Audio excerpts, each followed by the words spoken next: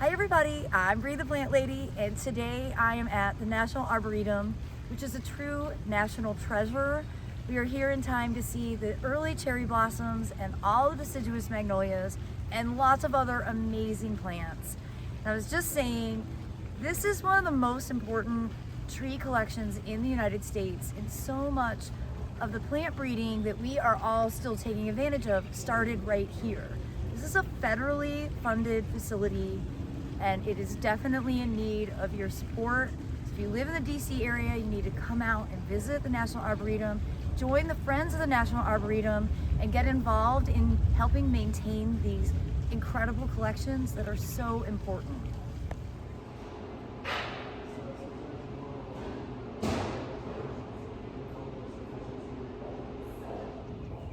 So here we are at the Capitol columns at the National Arboretum, and it's obviously under construction.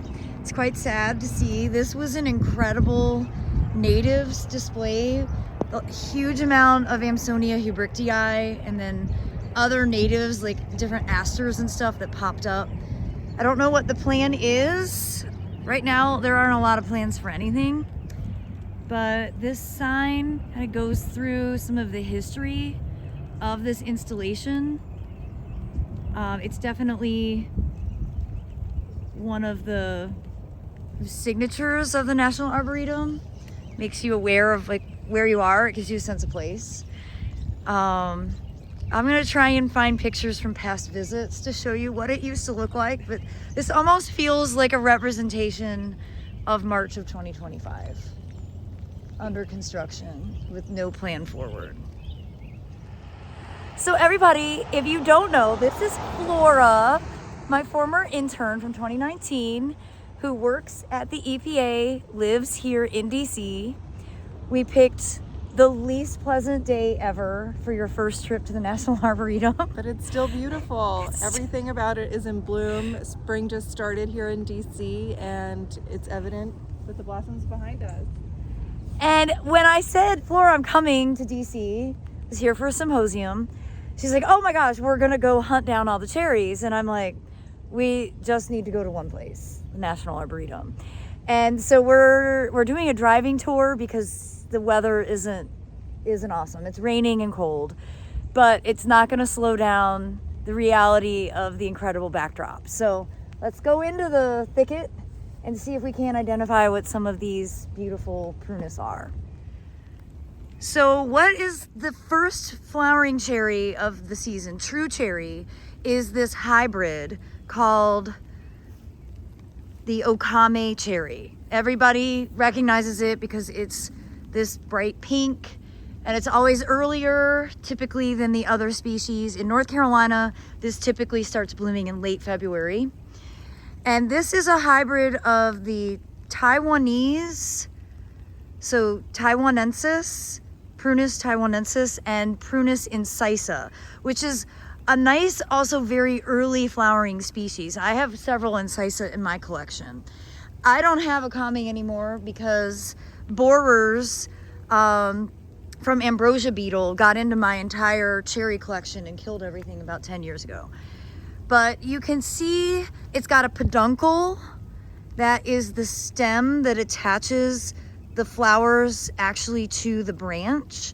That's a distinguishing feature of a cherry compared to an apricot or a pear or even a plum, which there's a lot of crossover with things blooming. And so everybody thinks these are all cherries, and they're not. So this is a technical cherry, and this is an interspecific hybrid. Okame is two species put together that creates this beautiful early flowering pink cherry. Now, if we go here, I believe this is Prunus mume. And the big distinction that you can tell, see, there's no peduncle, and it's not hanging in a clump. It's an individual flower. So this is actually a flowering apricot, not a cherry. Now, a normal person isn't going to make that distinction, but from a botanical perspective, it's actually extremely important. Their fruits are totally different. Really, their sexual parts, like their whole nomenclature is different. Though their genus is the same, Prunus, The species is different. And so this is the Japanese flowering apricot. And again, in North Carolina, these are typically blooming in January, not late March. So we have a much better distinction between the species flowering. Now here, this, and I'm saying this based off of now, you see all the suckering that's happening. That's a Prunus incisa trait. So what I believe this is, without there being a sign to confirm, this is a true Prunus incisa. So this is half of the parentage of that. And it has the peduncle. And it has a peduncle. You see how it's dangling, and you have multiple flowers coming from each bud start. So this is a proper cherry, but not an edible cherry. You know, none of these, nothing that I'm showing you is found in the grocery store. None of these are all ornamental, and they're all Asian native, but they're different areas of Asia where they're from. And I think Prunus incisa is actually native to mainland Japan. It's not actually a Chinese species, but I need to confirm that. But you said that all of the ornamentals that we find around the country were propagated from here. so many. Like this institution does not get the credit it deserves in modern times for the recognition of the research they've been doing since the 1930s. We found out today from talking to Richard, the director, Dr. Richard Olson, that this was created by Congress, an act of Congress in 1927. So this actually predates the Depression.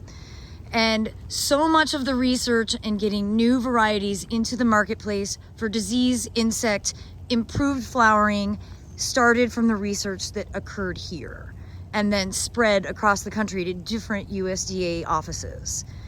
But you can thank the US Arboretum, National Arboretum, for all of the cherries, all of the crepe myrtles that are completely normalized throughout most of certainly the East Coast, most of the magnolias, all of the cold hardy camellias, all of that breeding for Zone 6 started here at the National Arboretum with Dr. Ackerman and my former boss, Dr. Parks. An incredible maple breeding program, which are the maples that you find as street trees.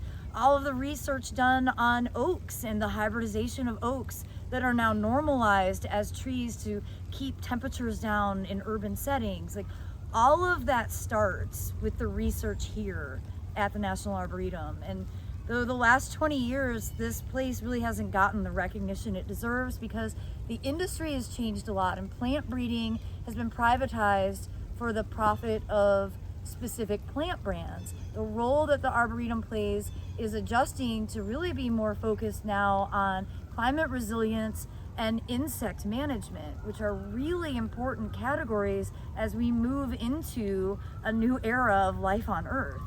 And so I want to encourage everybody to support the National Arboretum because what they do here is really extremely important. It touches everyone's life, whether you know it or not. Hey Bree, when you say these are hybridized plants, what does that mean? Okay, so Flora brings up a really good point that most people completely misunderstand. These are not grafted. Grafting is when you have understock and then you put desired scion wood on top and they grow together. It's a propagation method. These are hybridized through traditional plant breeding methods, meaning moving pollen from one plant to the other, growing out the seed, and then making selections off of that. And that's what interspecific hybridization is. You're bringing pollen from one species to another species, making sure that the pollination properly occurs, and then making sure that you isolate that, typically in like a bag, so that bees can't mess it up because you're doing this intentional. And you're growing out the seedlings to be able to see what distinctions can be made. And then you will frequently do back crossing onto that to select for specific traits from one species or another. Or in the back cross, you can add a new species in. And that's what we get, complex hybrids that are more than two species combined through traditional breeding practices. None of this is genetically modified. None of this is happening in a lab. This is taking pollen from here, and moving this flower and touching a flower on a different tree and then marking where you made that pollination cross and following up, gathering the seed and growing it out. With some authority, even though I don't have any authority here, but what I'm assuming we're standing in is an old hybrid plot, and each row would be seedlings from a specific cross. And you can see that there's a lot of similarities, but each row is different. And so I'm saying it's a pretty good guess that this was, you know, breeding work that was grown out and is just here as a relic, because they're not breeding for prunus anymore. That's not part of their program. Yes. Guys, my tree ID is on point. So this is Prunus mume. This is a variety I don't have, a Japanese cultivar called Hanakami. It's very beautiful. I mean, it would be interesting to see when it would bloom in North Carolina, if it's an early, mid, or late season bloomer. Here in DC, it's blooming, we're getting towards the end of March. Again, you can see no peduncle. That's the main flowering distinction. The flowers are directly attached to the branch. Probably the most popular, most recognizable of all the cherries is the weeping cherry called Snow Fountain. And this is also a hybrid. It's just starting to bloom. These are typically high grafted. So yes, it's a hybrid in the sense that it was two species put together, grown out from seed, but then the production of the plant, it's not typically rooted on its own roots. It's grafted on upright rootstock, and then this is put on top so that it doesn't have to be trained. Because if you grew this on its own, its habit would be to be a ground cover, and you would have to constantly stake it. So for ease of growing, it's a high graft on a different prunus species rootstock. You see how the color of the bark is different? You can see the high graft when you look in there. The upper part is darker, the trunk itself is more silver, and that means you need to keep all the understock cut off. You don't want any branching, here I'll come in here, you don't want any branching to happen below this graft union. Here we go. There's a lot of bud initiation here. All that needs to be cut off because that's understock. So really important, you see again here, you don't want anything below the graft to grow because it will rob energy from the desired trait, which is of course this weeping white flowering form hybrid. Not all hybrids need to be grafted. It's grafted specifically because it's weeping. Now, I mentioned black knot, and I'm seeing it, so I want to show it to you. This is a huge problem with prunus.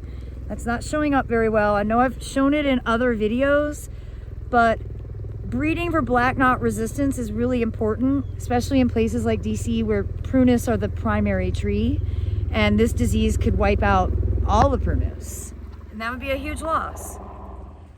And here we have one lone Yoshino cherry that is in bloom in the Asian collection. Of course, this is an Asian species, another hybrid.